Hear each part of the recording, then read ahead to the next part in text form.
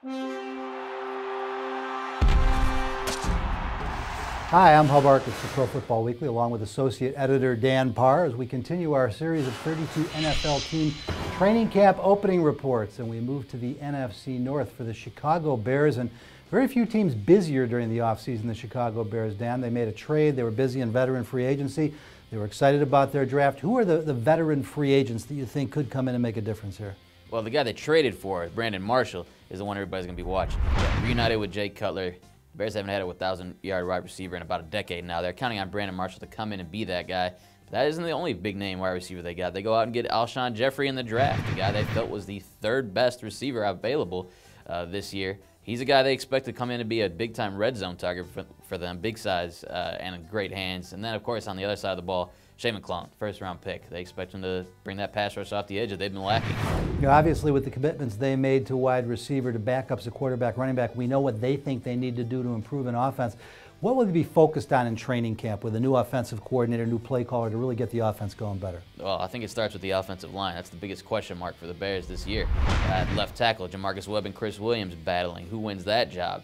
And then on the other side of the line, at right tackle, Gabe Karimi coming off an injury. The guy they, again, drafted the first round, 2011, expect him to be maybe their best offensive lineman. So if those two guys come in and have good seasons, a lot changes for this offense. You're going to see fewer 7-step drops, very different looking offense with Mike Tice calling the plays instead of Mike Marks.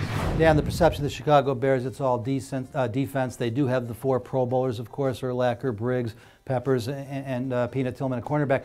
But they were vulnerable at times last year. In training camp this year, the focus on defense, where do they have to get better there?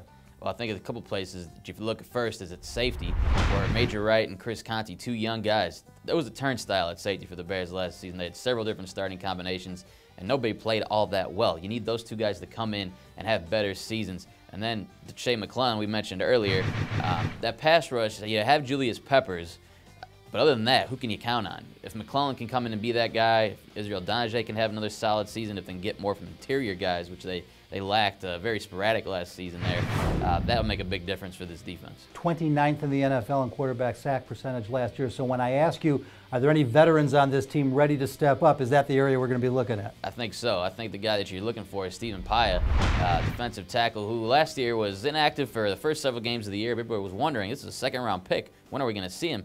He gets out there, shows some flashes, but not enough that makes you believe this is definitely going to be a guy you can count on this season. They expect him to improve. They need him to improve. Him and Matt Forte could be sharing time at nose tackle with another guy they need to step up, Henry Melton, playing the 3 technique. Any veterans on the bubble, guys who need to show up at training camp or go home?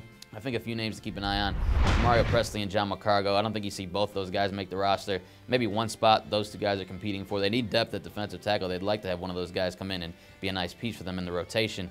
Also, tight end Kyle Adams, running back Harvey Young, a couple of young guys that really on that bubble. I don't know if they're going to make it or not. They have the potential to help out on special teams and some specialized areas on offense, but they need a strong camp to survive. Certainly hopes are high in Chicago, Dan, for this team as they go to training camp. For all 32 of our NFL team training camp opening reports, stay right where you are at ProFootballWeekly.com, 24 hours a day, 7 days a week.